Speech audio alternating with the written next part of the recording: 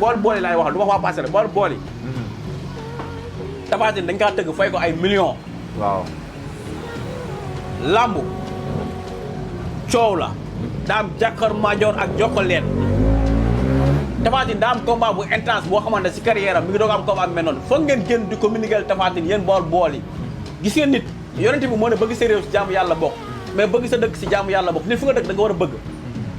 ay doomu bool ngeen Tapha Tine mooy seen mbër da ngeen génn di communiquer seen mbër